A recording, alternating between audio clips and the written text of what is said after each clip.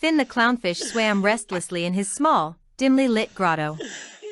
The walls echoing his soft, anguished sighs and coughs. He could feel the insidious pull of his addiction gnawing at him. An insatiable hunger for processed seaweed that clouded his thoughts. And he could feel his chest tightening.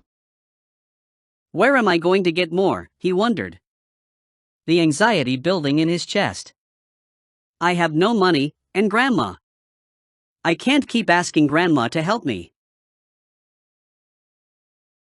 My eyes darted through the shimmering seagrass as I searched for any signs of danger.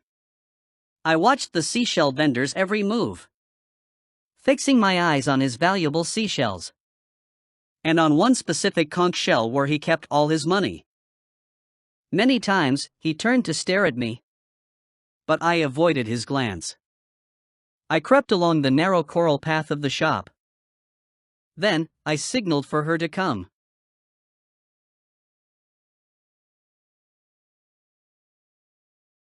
An elderly sea turtle swam over to the vendor, asking for a whole lot of supplies. She was trembling. She stuttered. But I knew she wasn't stuttering because she was old. She stuttered out of fear. There were jellyfish in my stomach. And my fins were sweating.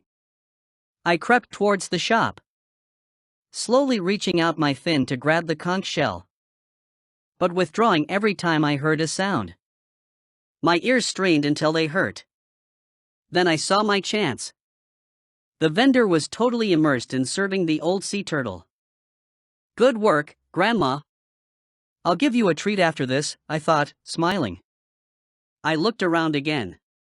No one was around. But it seemed to me that every pair of eyes was staring at me. I stretched my fin out.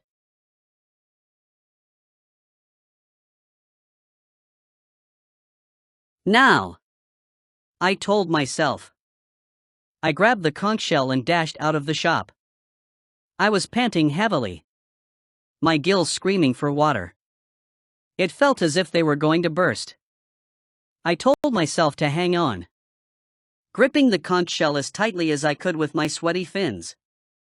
Stop, thief! I heard from behind me. I told myself to keep on swimming, never to look back. I only hoped that my grandmother was safe.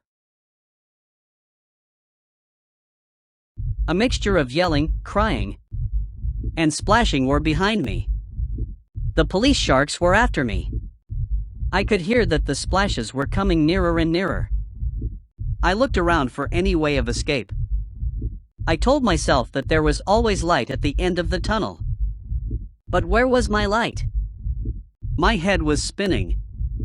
But I was determined to find a way out. I could not give up now.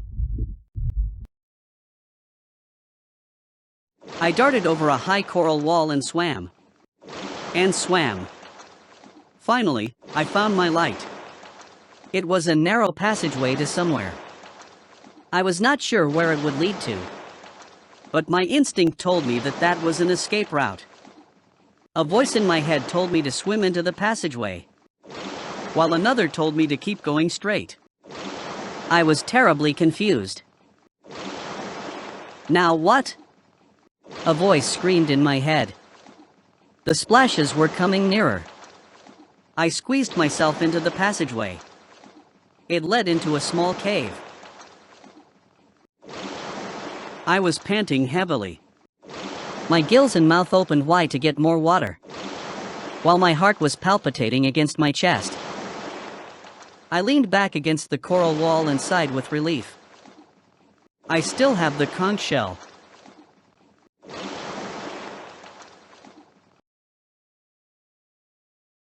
He's here! He's here! A voice shouted. I knew they were still after me. I whirled around and swam. Suddenly, I stopped. It was a dead end. I turned back to see a fierce police shark snarling at me. Surrender, Finn! You're under arrest for shell lifting and illegal trading of processed seaweeds. I held on to the conch shell. No! I screamed. Then an excruciating pain seared through my fin and I blacked out.